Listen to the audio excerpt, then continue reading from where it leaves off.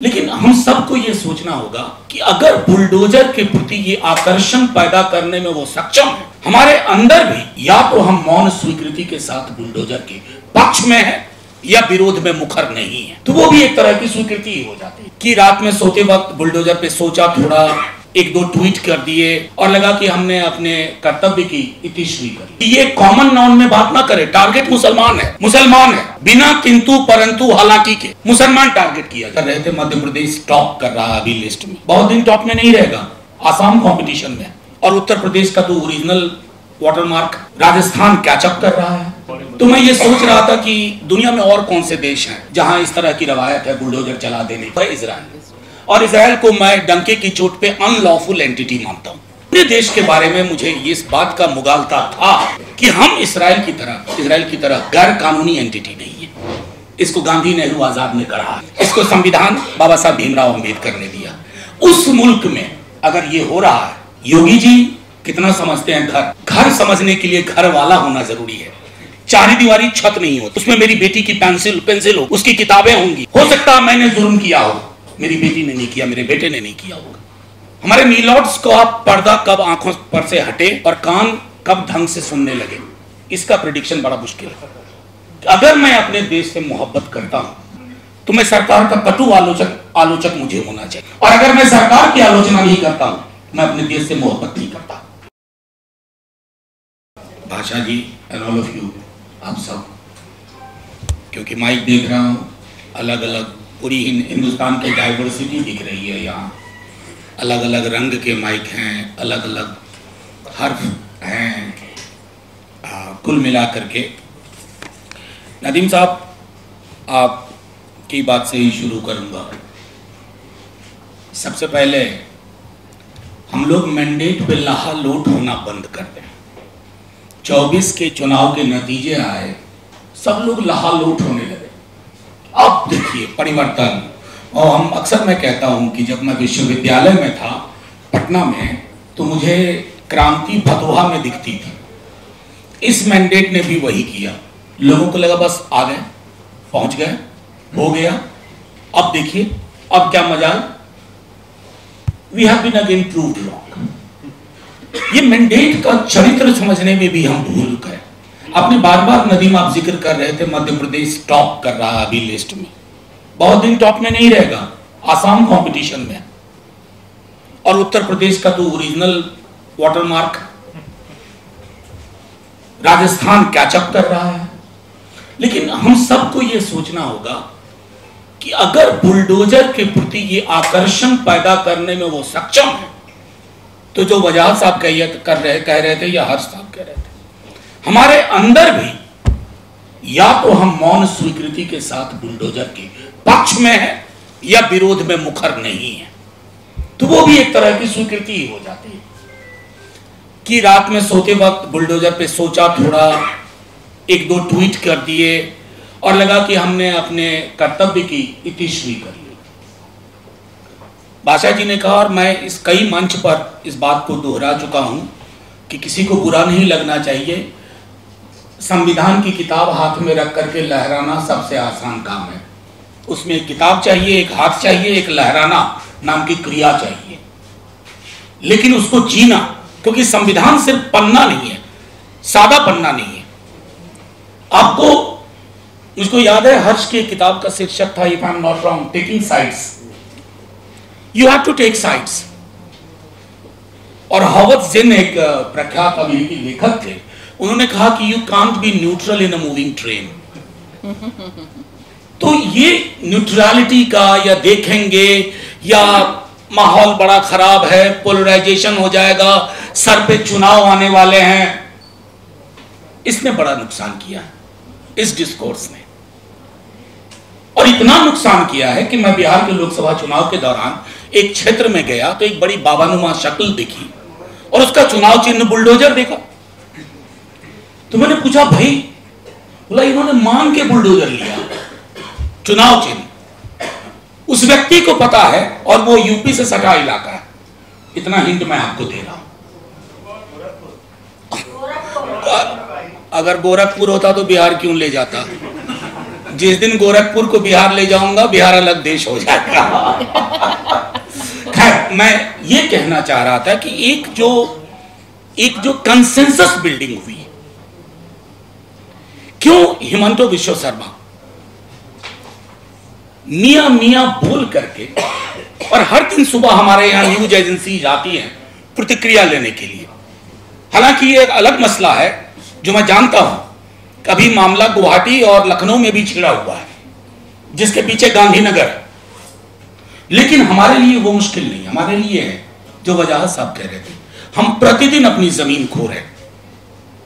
क्या करेंगे चुनाव जीत करके ही अगला? अगर चुनाव इसी नैरेटिव पे लड़े जाने हैं कि हमें थोड़ा चुप रह जाना है, चुनाव का नतीजा देख लेना है, तो फिर चुनाव के बाद आपके पास क्या होगा? कटा बटा छटा देश। मैं यहां आने से पहले कई लोगों ने जिक्र किया, मैं सोच रहा था 2-3 मिनट और लेंगे। हाँ,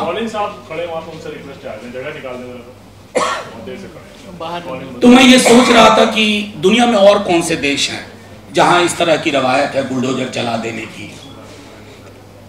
तो एकमात्र नाम जो आया, सिर्फ आज से नहीं दशकों से, वो है इजराइल।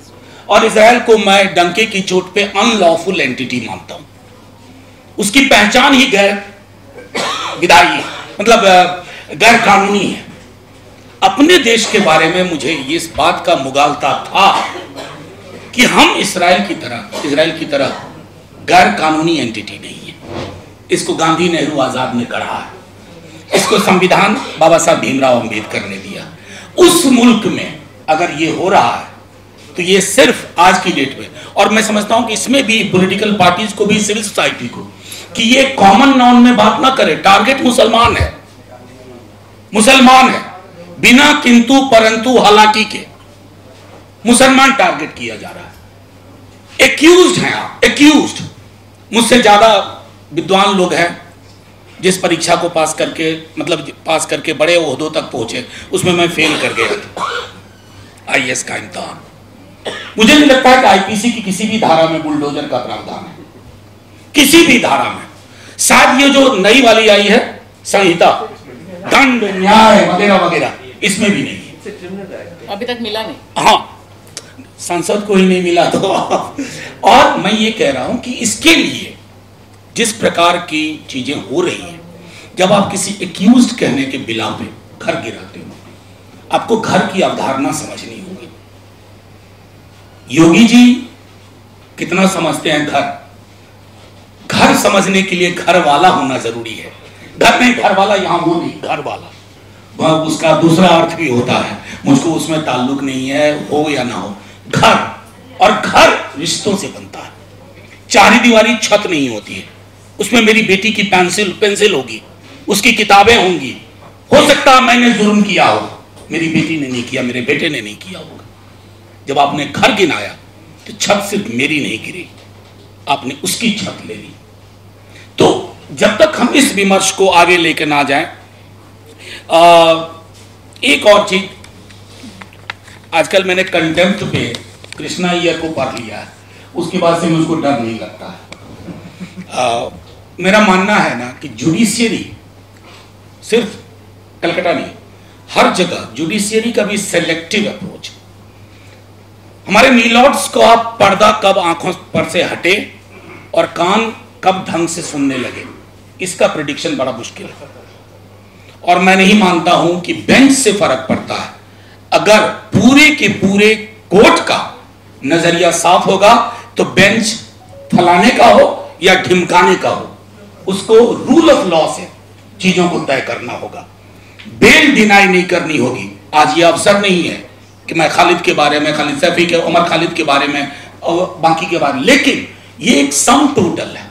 मुसलमान का घर गिरना, मुसलमान सड़कों पे आए देश के लिए। वजाहत साहब, अभी मैंने एक आर्टिकल लिखा है यही इसी आधार पर, और जो अखबार मेरा आर्टिकल लपक के छाप लेता वो पीछे 10 दिन से रखे हुए इस आर्टिकल को। मैंने ये कहा कि अगर मैं अपने देश से मोहब्बत करता हूं, हौसवान का जिक्र करके कहा, तो मैं सरकार का कटु आलोचक मुझे होना चाहिए। और अगर मैं सरकार की आलोचना नहीं करता हूं, मैं अपने देश से मोहब्बत नहीं करता। चाहे सरकार किसी की हो, यूपीए हो, एनडीए हो और फलाना ढिमकाने किसी की हो। तो मेरा ये कहना है, और वो अखबार ये विशुद्ध वैष्णव प्रकृति के आर्टिकल को भी छापने में थोड़ा 4-5 बार सोच रहे हैं, तो इससे आपको पता चलता है कि बीमारी कितनी गहरी हो गई है। आखिरी टिप्पणी करूंगा इससे पहले कि मैं, बुलडोजर कश्मीर में भी चला, काफी चला। हमारे नॉर्थ इंडिया में किसी भी कम्युनिटी ने, किसी भी लोग ने कश्मीर के लिए आवाज नहीं उठाई। कश्मीर को अब कभी यो कहते हैं ना कि लैंडस्केप माइंडस्केप से नहीं समझा गया। कश्मीर उत्तर भारत में वोट लेने का उपकरण बन के रह गया। कश्मीर में वोट नहीं चाहिए, लेकिन कश्मीर के नाम पर उत्तर प्रदेश में वोट चाहिए, बिहार में वोट चाहिए, और किस किस तरह का विमर्श पैदा किया गया था, उसी नफरत का वो एक्सटेंशन था, तब लोग नहीं समझ पाए। और मेरा मानना है कि आखिरी चीज करूंगा, अभी कई दोस्त बार बार कह रहे थे कि बांग्लादेश में हिंदूज और अदर माइनॉरिटीज के लिए जो हो रहा है, सचमुच चलिए मैं तो वहां भी कहूंगा बहुत बुरा हो रहा है। हम सबको जागना चाहिए, आवाज उठानी चाहिए, लेकिन हमें ये नहीं भूलना चाहिए कि सन 47 तक ये तीनों देश एक थे, हिंदुस्तान, पाकिस्तान, बांग्लादेश। एक देश में माइनॉरिटीज के साथ कैसा व्यवहार होगा वो तय होता है कि सरहद के पार कैसा व्यवहार होगा, क्योंकि नफरत को सरहद पार करने में वीजा नहीं चाहिए, पॉलिटिकल क्लियरेंस नहीं चाहिए। हमें जरूरत पड़ती है पॉलिटिकल क्लियरेंस की। मैं सिर्फ इतना कहूंगा, शुक्रिया IPCR नदीम साहब, मेरी तबीयत बहुत ठीक नहीं थी, कल किसी फंक्शन में था, तो आजकल ग्रीटिंग्स का आदान प्रदान हो ना हो, वायरल का आदान प्रदान बहुत तेजी से हो जाता है। शुक्रिया आप सबों का, जिंदाबाद साथियों, जिंदाबाद रहें और आवाज उठाते रहें। शुक्रिया।